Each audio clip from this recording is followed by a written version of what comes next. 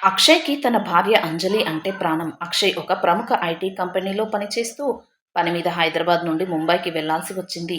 పెళ్లై 2 నెలలే కావడంతో అంజలిని వదిలి ఉండలేకపోయేవాడు. తన పని పూర్తవ్వగానే అంజలిని కూడా ముంబైకి రమ్మని పిలిచాడు. అంజలికి చిన్నప్పటి నుండి ముంబై నగరాన్ని చూడాలనేది పెద్ద కల. ఆ వార్త వినగానే అంజలి ఎగిరి గంతేసింది. అక్షయ్ ముందే టికెట్ రిజర్వేషన్ చేసి అన్ని వివరాలు ఫోన్‌లో చెప్పాడు. ప్రయాణం రోజున అంజలి ఎంతో ఉత్సాహంగా కొత్త బట్టలు వేసుకుని రైల్వే స్టేషన్‌కి వెళ్ళింది. అక్షయ్‌కి ఫోన్ చేసి, "నేను రైలెక్కాను. మీ దగ్గరికి వస్తున్నానని" చెప్పింది. అక్షయ్ ఎంతో ప్రేమగా, "ప్రయాణంలో జాగ్రత్తగా ఉండు. ఎవరితోనూ మాట్లాడకు. ఏదైనా తింటే జాగ్రత్త" అని హెచ్చరించాడు. రైలు కదిలింది. అంజలి కిటికీ పక్కన కూర్చొని బయట ఉన్న దృశ్యాలను చూస్తూ మురిసిపోయింది. ఆమె ఎదురుగా ఉన్న సీటులో ఇద్దరు వ్యక్తులు కూర్చొని ఉన్నారు. ప్రయాణం మొదలైన కొద్దిసేపటికి వారి మధ్య మాటలు మొదలయ్యాయి.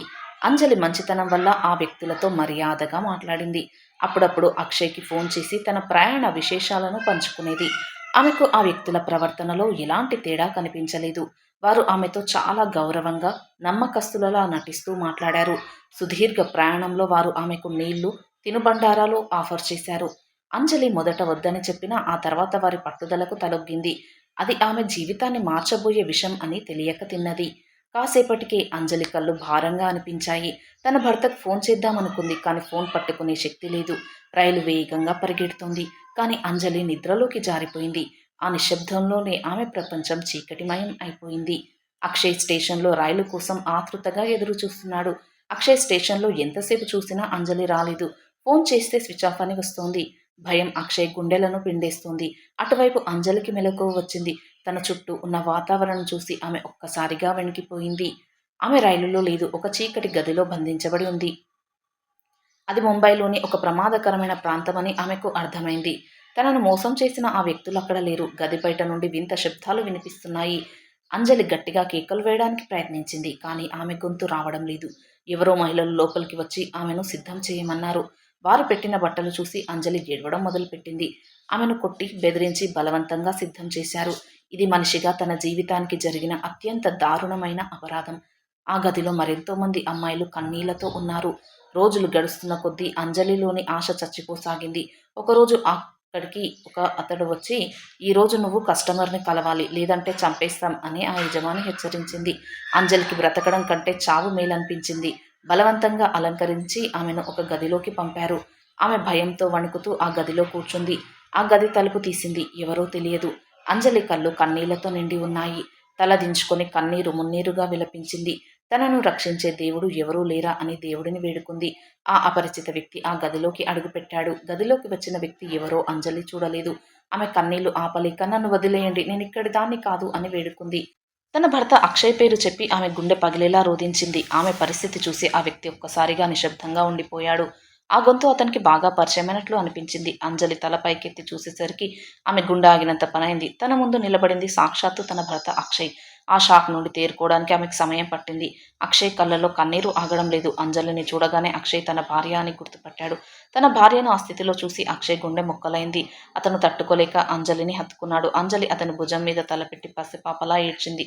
"నన్ను ఎలా కనిపెట్టారు?" అని అంజలి అడిగింది.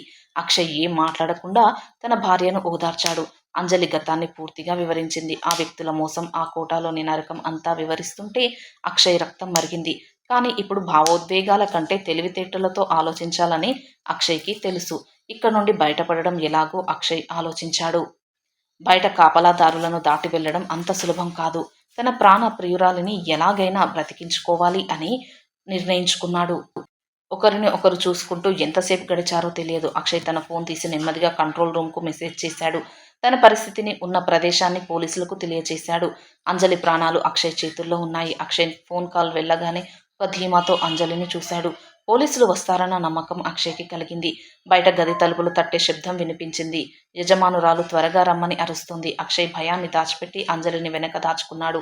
తలుపు తీసి అక్షయ్ బయటకు వచ్చాడు. ఏదో సాకు చెప్పి అక్షయ్ ఆ గదిని వదిలి వెళ్ళడం లేదు. అంజలి కళ్ళలో అక్షయ్ పట్ల అంతులేని ప్రేమ, గౌరవం ఉన్నాయి. ఎంతటి కష్టంలోనైనా తోడుగా నిలిచిన భర్త అదృష్టం ఆమెది. పోలీసులు ఆ ప్రాంతాన్ని చుట్టుముట్టారని అక్షయ్‌కి మెసేజ్ వచ్చింది. అక్కడ మొత్తం అల్లకల్లోలంగా మారిపోయింది. బయట పోలీసుల సైరన్లు వినిపిస్తున్నాయి. దళారీలు పారిపోవడానికి ప్రయత్నిస్తున్నారు. అక్షయ్ అంజలి చెయ్యి పట్టుకొని గదిలో జాగ్రత్తగా కూర్చున్నాడు. తలుపులు బద్దలు కొట్టుకుంటూ పోలీసులు లోపలికి వచ్చారు. ఆ దృశ్యం చూసి అంజలి ఊపిరి పీల్చుకుంది. పోలీసు అధికారులు ఆ గదిలోని వారిని రక్షించారు. అక్షయ్ ధైర్యం చూసి పోలీసులు సైతం ఆశ్చర్యపోయారు. అంజలిని జాగ్రత్తగా బయటకు తీసుకెళ్లారు. ఆ నరకం నుండి ఆమె బయటపడింది. చాలా మంది అమాయక అమ్మాయిలను పోలీసులు రక్షించారు. దళారులను పోలీసులు అరెస్టు చేశారు. సాహసం చేసి తన భార్యను కాపాడుకున్న అక్షయ్ అందరికీ ఆదర్శంగా నిలిచాడు. అంజలికి అక్షయ్ ఒక దేవుడులా కనిపించాడు. వాళ్ళిద్దరి ప్రేమ మళ్ళీ గెలిచింది. ఆ ఘటన తర్వాత అక్షయ్, అంజలి జీవితం పూర్తిగా మారిపోయింది. పోలీసుల రక్షణలో వాళ్ళు క్షేమంగా తిరిగి బెంగళూరు చేరుకున్నారు. ఆ భయంకరమైన జ్ఞాపకాల నుండి కోలుకోవడానికి అంజలికి చాలా సమయం పట్టింది.